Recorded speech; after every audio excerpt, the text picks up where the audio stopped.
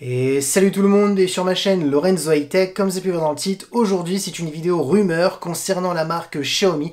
Et oui, ça fait plusieurs jours qu'on entend parler d'un futur smartphone compact. Tout simplement, le nom du modèle c'est le Xiaomi 12 Mini, un futur smartphone qui devrait peut-être arriver dans un mois ou deux, ou peut-être jamais arriver, parce que vous savez très bien qu'avec les rumeurs, on peut tout voir. Donc voilà, je vais vous parler de ce futur smartphone, mais avant de commencer la vidéo, si vous n'êtes toujours pas abonné à ma chaîne YouTube, abonnez-vous, allez 100% high-tech. N'oubliez pas d'activer la petite cloche de notification pour être notifié lorsque je publie une vidéo. Sinon, ma page Instagram, Lorenzo High Tech, je me sors des informations, des promotions, tout ça en story. Et maintenant, c'est parti. Du coup, après avoir sorti 3 Xiaomi 12 en Chine, les Xiaomi 12X, 12 classique et 12 Pro, Xiaomi aurait pensé à créer un petit smartphone compact, le Xiaomi 12 Mini. Alors jusqu'à maintenant, on ne sait pas si il va vraiment sortir un jour ce smartphone, mais c'est vrai qu'il y a pas mal de rumeurs et on va s'intéresser à toutes ces rumeurs qu'on a pu voir. Alors ce que je peux vous dire, c'est que concernant le design, on devrait retrouver la même face avant qu'un Xiaomi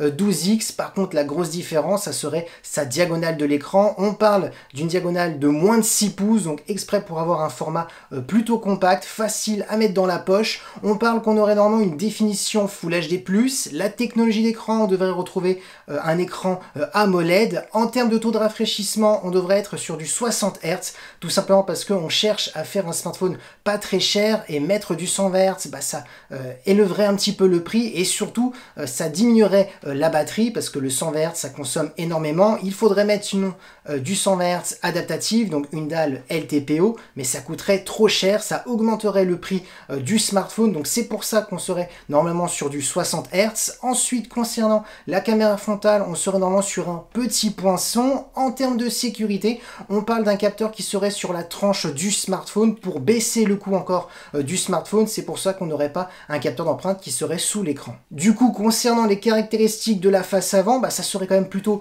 intéressant, parce qu'on aurait de l'AMOLED, du Full HD+, donc une bonne définition, du 60 Hz, c'est vrai, pas de 120 Hz, mais bon, ça reste largement raisonnable, surtout qu'on devrait être sur une diagonale de moins de 6 pouces, donc on n'aura pas la même utilisation qu'un grand format. Maintenant, parlons de la partie photo. Alors je vous cache pas, ça date de quelques heures, parce que je devais même pas parler de la partie photo, parce qu'il n'y avait aucune information il y a quelques heures. Donc à l'heure que je tourne cette vidéo, les petites fuites qu'il y a eu, c'est qu'on devrait avoir les mêmes caractéristiques que le Xiaomi 12X concernant la partie photo, donc c'est-à-dire un capteur principal de 50 mégapixels, fait par Sony. Le modèle du capteur c'est le Sony IMX766.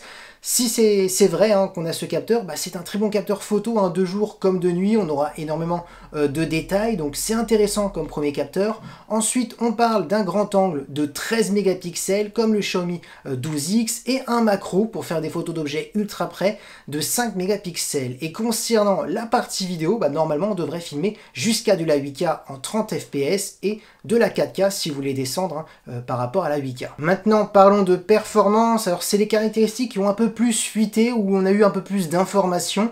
On parle qu'on serait sur un smartphone normalement de 6 Go de RAM. Comme processeur, on devrait avoir un processeur de Qualcomm, le Snapdragon 870, qui est un très bon processeur haut de gamme. Donc pour les gens qui ne connaissent pas ce processeur, c'est tout simplement un processeur haut de gamme qui optimise un petit peu le Snapdragon 865. On est entre le Snapdragon 865 et le Snapdragon 888, alors bien entendu en dessous quand même du Snapdragon 888, donc c'est très intéressant de mettre un ancien processeur dans ce smartphone haut de gamme pour avoir de bonnes performances pour des gros jeux vidéo, des grosses applications.